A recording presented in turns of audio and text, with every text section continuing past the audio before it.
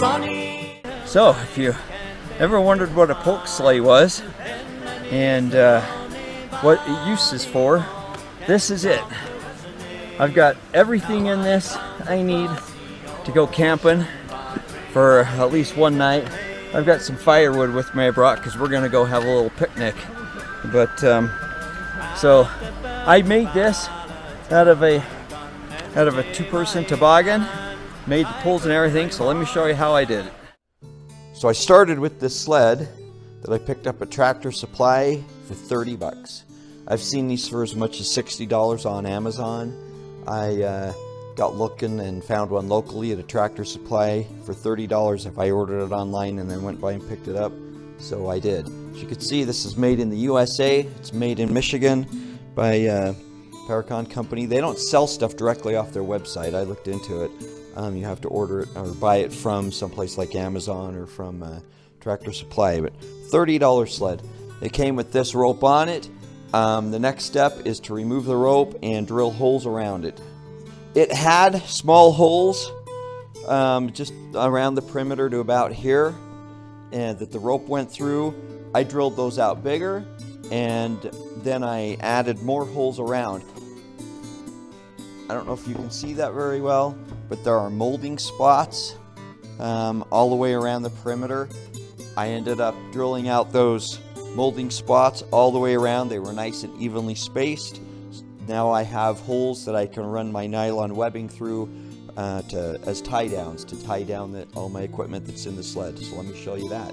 So I took this 1/2-inch nylon webbing I had laying around. I actually didn't even need to buy this.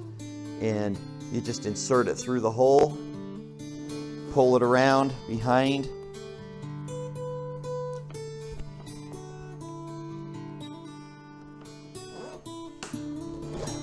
and put it back through. So, get it even. And I don't like this, the buckles that are on these. I've ordered a bunch of side squeeze buckles for very inexpensive from a company called Strapworks out of Oregon. When those come in, I will put those on. They're a double pull buckle, but this is going to go all the way around. I'll stick another one on this side, and just in every 2 sets of holes you run it through, and then you can strap your load across. Let me show you close up how this looks on the behind.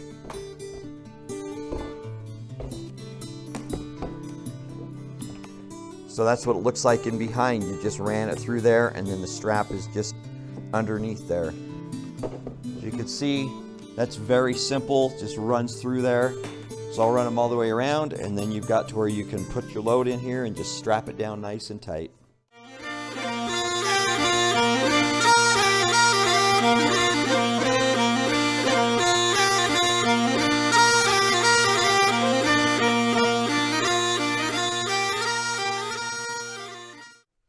So the next step is to attach hardware to the front of the PULK so you can attach your poles to it. You need to have poles to pull one of these things, or else it will get out of control on you. So what I'm doing is using pretty much everything I bought at Home Depot except for one item, which I'll get to that later. This is a 1.5-inch caster wheel. You see that? 1.5-inch tiny little caster wheel. It's got a 40-pound max load on it for carrying weight for the wheel rating, but we're not going to use the wheel. We're going to pull the wheel off. I think I paid $3 for this or something like that. So I'm going to remove the pin that's holding this wheel on, and that will free that space up for the next attachment that the poles will go in and held in place. So let me remove that pin, and I'll then show you the next step. So the easiest way to do this is to get the hacksaw right in between the wheel and the inside area and just saw off the pin. That's what looks like the easiest for me. The problem is the pin's going to want to roll, so you have to press your finger against it and hold it in place.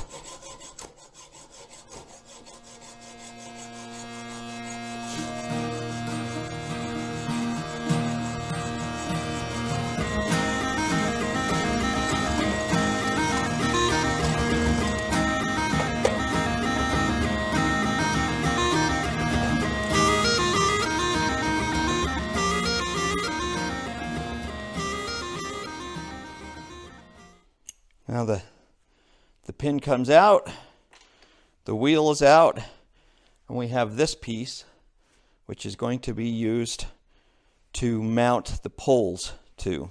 First, we got to mount it to the sleigh. This is going to be mounted to the sleigh, one on each side. I've got two of these. It's going to be mounted on the sleigh like this, somewhere in this realm. I may stick it back here a little bit further so it's not quite as angled, but it's going to mount right there using some of these mending plates just from Home Depot. I'll have to drill holes here because the mending plate isn't going to line up with the holes on this, and you want something behind so it's not just going through the plastic. But I'll drill holes through this, and then holes through the mending plate, some extra holes through the mending plate to line it up. The mending plate will go on the underside, this will go on the top side, mounted on there.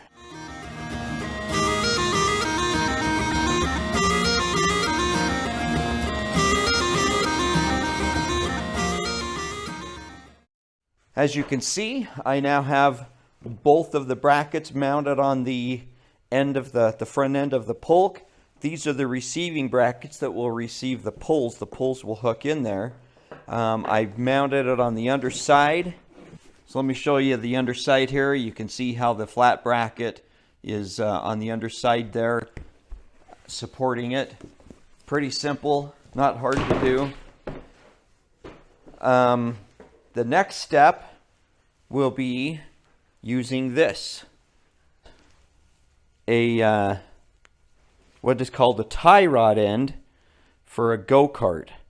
So this is a ball joint. Let me show you here. This is a ball joint, the ball that sits in here. This actually is 8mm, is the one I could find. It's almost the same as the 1/4-inch thread. I picked this up at an outdoor sports shop. He sells go-karts, four-wheelers. He's a kind of an auto mechanic guy. I paid $8 a pop for these. I got two of them for $16. These are 8mm, but they will work fine for what I need. A side point, you could buy a kit from skipulk.com, which is a big company out of Michigan, I believe, that sells pulks and all the equipment. You can buy their $20 parts kit, which will have one of these, and the hardware, and one of these. I believe that's what it's got in it. For $20, so you need two sets, so it would be $40 plus shipping. So buying this stuff individually, I just looking around and finding it and figuring out how to make this bracket here out of the caster, I saved myself about $15. So if you're not that handy, you don't want to spend the money or the time looking around, you can go to skipulk.com and order their parts kit and get half of this stuff. So you need two parts kits to get everything you need here. So let me show you how this is going to attach. So this is a piece of Schedule 80 PVC pipe, leftover 4-foot piece. This comes in 10-foot sections. I needed 6. These are going to be 6 foot long. My PULK pulling poles. Say that 3 times really fast. PULK pulling poles. PULK pulling poles. PULK pulling. I screwed up. So what I'm going to do is I'm going to take this. I'm going to heat it up with my blowtorch. This is the tie rod end. I'm going to heat that up with my blowtorch, and I'm going to force it down in here with the nut on it. I'll have the nut backed up just tight, just on there a little bit, and I'll force it down on. I've already done this with the lag bolt on this spare piece. I put the nut on there, put it down in. You can see the end's burnt. You're going to get it pretty hot enough to melt this as it goes in. And it pushed down in about that far. So you can see it pushed down in about that far in. This will fit down in there then. This lag bolt I'm just using as an example. You'll be able to tighten it down in there, and that's in there good. When I get this ready to assemble, after I have the nut down in there, I'll pour 2-part epoxy down in there and then thread it all the way down in. Like I said, this will go in one end. I'll actually use this nut on this one, put it down in. I'll sink it down about that far, and maybe, you know, somewhere in that realm, and then be able to thread this down in the rest of the way once it's cooled. I'll pour epoxy in there, put this in, and thread it down tight to where it's right down like that. The trick to this is to have this and your eye bolt on the pull facing the same way, because this is going to attach to your harness, which I'm using a modified backpack. A backpack I've got I'm going to modify as the harness, and I'll show that a little bit later. And this is going to attach through here with your basic spring pin. It'll just fit in. I did have to drill these holes out to be the same size as the pin. Not difficult. This will go on there. Spring pin will be on there. This pole will be attached, and that will be my one on each side. They cross in the middle. That will be my PULK pulling setup. PULK pulling project. PULK pulling, say that 3 times really fast. PULK pulling project. PULK pulling oh man, that's anyway. So pull that off. This would be attached to the pole. You can pop the poles off really easy when you're ready. So that's the next step I'm going to do, is I'm going to attach these and the eye bolt to the poles.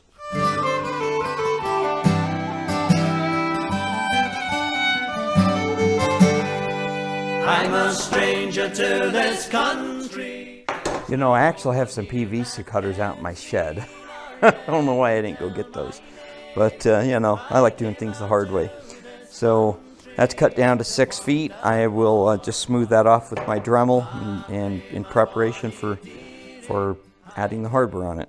Oh, and that extra 4-foot piece of PVC pipe with that end on it makes a really nice blow dart gun for your kids. Take a toothpick, piece of cotton swab. I've got a toothpick with the plastic, one of the plastic things on the end. Piece of a cotton ball. Put it down in there.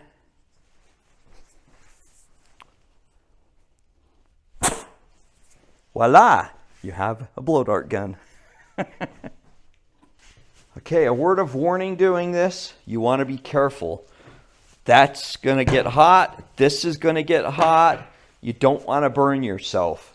You also don't want to get this too hot. You don't want it to be red. You just want to be nice, hot enough. It's kind of a guessing game, but you do not want to get it red hot. You just want to get hot enough that it will slide down in. The example that I showed you from the spare piece that I did was my first test, and it worked fine. So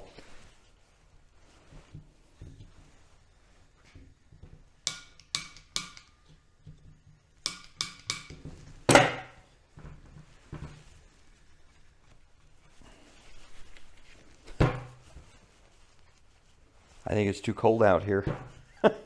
That bottle's about empty.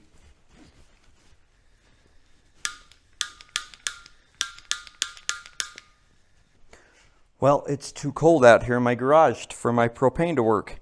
So we're going to do another little demonstration. This is an alcohol stove. This I bought from Toks. Actually, I bought it from Outdoor Vitals. Same people who made this jacket. It's the Toks brand. This little thing is awesome.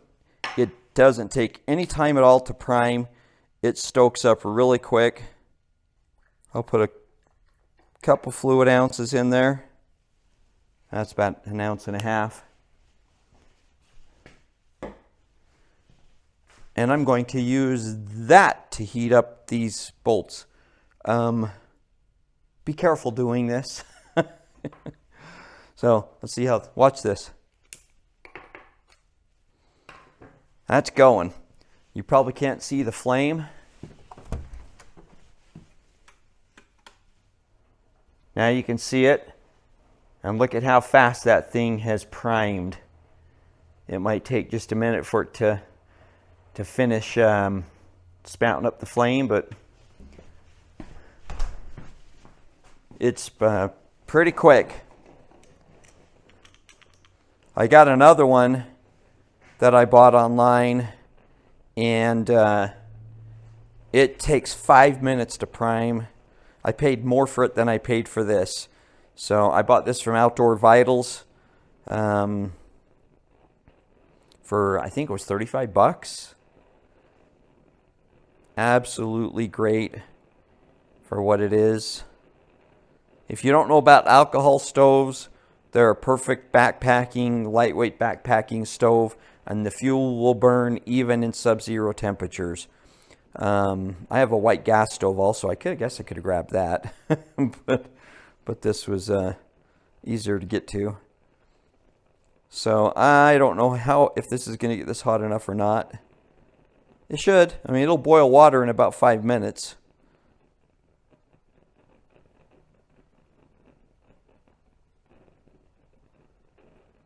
Like I said, you don't want it to get red hot. You just want it to be hot enough that it will melt in the end of that PVC pipe.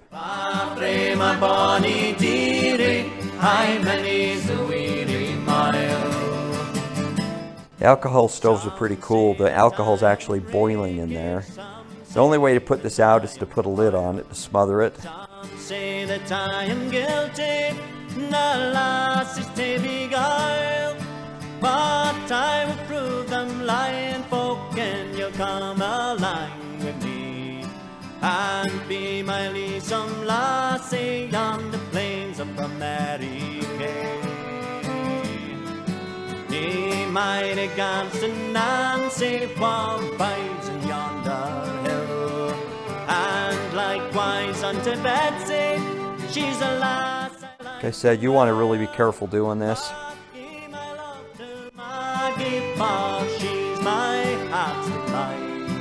I draw her in my arms through a year-long winter's night.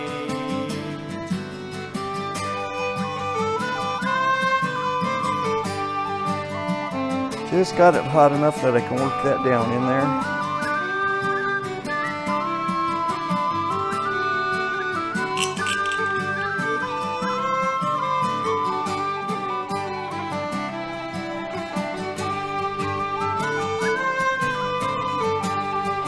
Doesn't need to go down in there really far. Just about maybe half an inch. Yeah, I think that's down in far enough. You want to make sure that it's straight before it cools. Yeah, that's good. That's down in there about half an inch. You see it's nice and straight. Now when that's cooled, I'm not going to touch it. When that's cooled off, I'm going to, when I got both ends done, then I will pour, like I said, epoxy down in there to epoxy it in, and then thread them down in all the way, making sure that they're both on the same side. So, all right, here you can see one that I've got both ends in. I will still need to epoxy those down, as you can see here. That's the end that will attach to the sleigh. And this is the eye-bolt end that will attach to the harness on my backpack. I'll show how I've done that in another video here. No, that's not hot anymore. So there's a little bit of play there. That's why you're going to have to epoxy it in. I did have a thought. Another way you could do this would be to use the blow dart end and insert these in.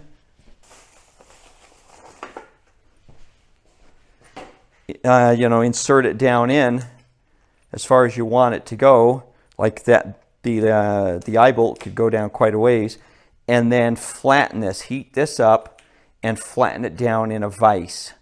that might be even easier. It was a little difficult getting these in. I found that backing it off, you know, to about that far up the threads made it easier to get it in, to force it down in.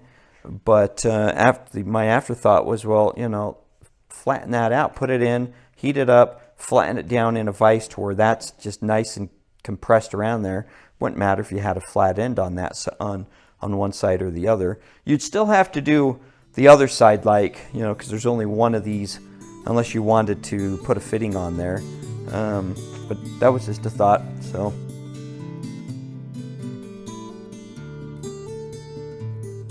a pulk can also be used to pull your grandson.